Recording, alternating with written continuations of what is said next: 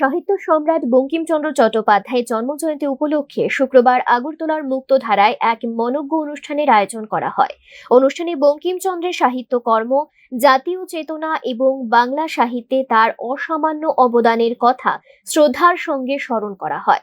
বক্তারা বলেন, বাংলা উপন্যাসের বিকাশ এবং দেশপ্রেম জাগ্রত করতে বঙ্কিমচন্দ্রের অবদান আজও সমানভাবে প্রাসঙ্গিক।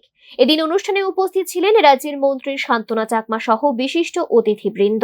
তারা নতুন প্রজন্মের মধ্যে বঙ্কিমচন্দ্রের আদর্শ, সাহিত্য চর্চা এবং মানবিক মূল্যবোধ ছড়িয়ে দেওয়ার উপর গুরুত্ব আরোপ করেন।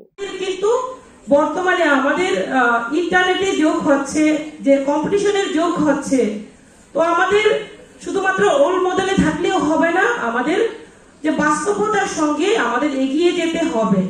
আজকে আমরা দেখি, যদি ইন্টারনেট থেকে শুরু করে আজকে আমরা বিশ্বের কথা যদি চিন্তা করি, তাহলে কিন্তু আমাদের ভারতবর্ষ কিন্তু অনেক এগিয়ে যাচ্ছে। আমাদের মোদীজির নেতৃত্বে, সরকারের নেতৃত্বে আমাদের সরকার এগিয়ে যাচ্ছে। ঠিক সেভাবে একটা পরিবার এগিয়ে যাবে, যেটা হোক আমাদের সমাজ ব্যবস্থা হোক, আমাদের ধর্মের ক্ষেত্রে হোক, সাংস্কৃতিক হোক, যদি আমরা সেই আমাদের যে ভারতবর্ষের সংস্কৃতিকে আমরা গুরুত্ব দিই, তাহলেই আমরা এগিয়ে যেতে পারবো।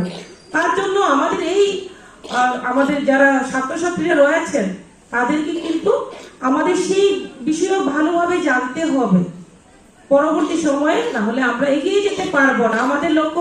অনুষ্ঠানে সাংস্কৃতিক পরিবেশনা, আবৃত্তি এবং শ্রদ্ধাঞ্জলি নিবেদনের মাধ্যমে সাহিত্য সম্রাটকে স্মরণ করা হয়।